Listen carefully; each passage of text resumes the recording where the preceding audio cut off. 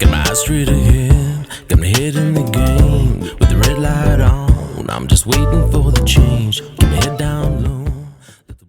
Hi, Jay Fallon, and thank you for listening to the Slippery Slope. And this report comes from WA, where the coroner has handed down her report on a shooting that happened in 2019 of an Indigenous female. Their report was fairly scathing towards the WA police and their training and the police officer who was involved in this incident. What I find very interesting, because I think this is an issue that we've had in Australia for a while now in all police jurisdictions, is the issue with police training, the lack of police training, and also hiring people, recruiting people who aren't able to think outside the box, who aren't able to give more consideration to more than just police procedure, who aren't able to handle the pressures that come with policing. At the drop of the hat, you can go from one situation where you're just sitting down, having a coffee, talking to members of the community, to 5 minutes later, you could be faced with someone who's armed, put in a dangerous situation. You need to be able to make split-second decisions. You need to be able to consider all options and not just go straight for police procedure where you see an incident, oh, yep, my training, and then be able not consider other options. You need to be able to think clearly under pressure. I think what we've got, the problem that we've got, and we've seen this especially in Queensland, I think, is you've got the wrong people who've been recruited. And you've got incidences. This is why I believe Queensland has the highest amount of shootings, police shooting civilians in the last couple of years, is because we've got bad recruitment practices, and we've also got training that isn't training that's not good enough. It's not. It's not really. It's not giving the police officers that we have the support that we need, the abilities that they need. So let's check out the story here. This comes from WA.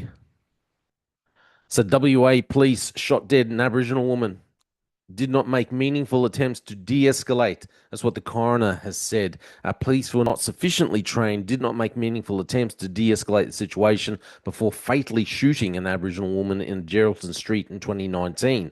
The WA coroner has found the death of the 29-year-old Ngarlawangga Yamatji Martu woman, known as JC for cultural reasons, was preventable, and more needed to be done to bring about actual change and improve relations between the WA police and Aboriginal communities. That's what Coroner Ros Fogliani said in her determination. Her 9 recommendations included that police, in consultation with the Aboriginal people, establish a section or branch dedicated to improving the relationship between WA police and Aboriginal persons, and regular face-to-face co-designed Aboriginal cultural awareness training tailored by region. JC was shot dead by Brenton Wyndham on a residential street in Geraldton, about 400 kilometres north of Perth. Wyndham was acquitted of JC's murder and of manslaughter in October 2021, telling the WA Supreme Court he had acted in self-defence, as JC was carrying a knife and a pair of scissors. So because she had the knife and the scissors in the hand, that's his justification. So JC had left their house. Her family called police for assistance out of concern for her state of mind. It's always concerning. It always troubles me, I think, because people stop calling police because they think, no, if I call police, the worst is going to happen. So they were believing her to be volatile and armed with a knife. She had been released from prison weeks earlier and had spent most of those weeks as an involuntary mental health patient. Less than a minute elapsed between the first police vehicle arriving at the scene and JC being shot. The coroner said, which begs the question of what thought, if any, was given to de-escalating the situation before the shot was fired. Wyndham had made a split-second decision to get out of a police car and move towards JC, the coroner said, shooting her within 17 seconds of leaving the vehicle. Fogliani rejected Wyndham's claim that he had no other option but to fire on JC, finding that he had put himself in the situation where he perceived he needed to fire. that JC was not an active armed offender and that she had not lunged at Wyndham or stepped towards him, though he may have honestly believed that she did. The tenor of the evidence of the attending police officers and of the submission of WA Police is that the incident ended so quickly that there was no time for police to communicate with each other, the coroner said. For the same reason, there were no reflections offered by them on how things could have been done differently. This reasoning is circular. The incident ended quickly because First Class Constable Wyndham shot JC. The question is to explore is whether better coordination and communication could have avoided the incident ending quickly. The officers involved did not sufficiently recognise or consider JC's mental distress or the contributing cultural and historic context that attended it. So basically, not enough thought was given to what else was going on. There was nothing else considered. It was get out of the car and escalate. That's what it seems like they're saying. He escalated the situation. So if someone's walking along with a knife and pair of scissors, police are trained. If you're confronting someone like that, you draw the gun. Knife, knife, knife, drop the knife, drop the knife. You pulled out your gun, bang, bang, bang. That's the way you're trained. The thing is, as a police officer, you need to be able to evaluate a situation very quickly and think of different options, not just knife, knife, knife, get my gun, gun, gun. Okay. If someone is out on the street and they're the only one on the street and they've got a knife and a pair of scissors in their hand, just my own thought, I get there. If I get out of the car, I have to escalate the situation. If I stay in the car, I can talk from the safety of my car. Maybe. Also, if the person's just there by themselves, are they a threat to someone else? Have they only made threats to themselves? So are they just looking at going somewhere else to harm themselves, or are they on their way to threaten someone else? The main issue here seems to be getting out of the car, escalating the situation instead of thinking of other options to de-escalate, taking anything else into consideration.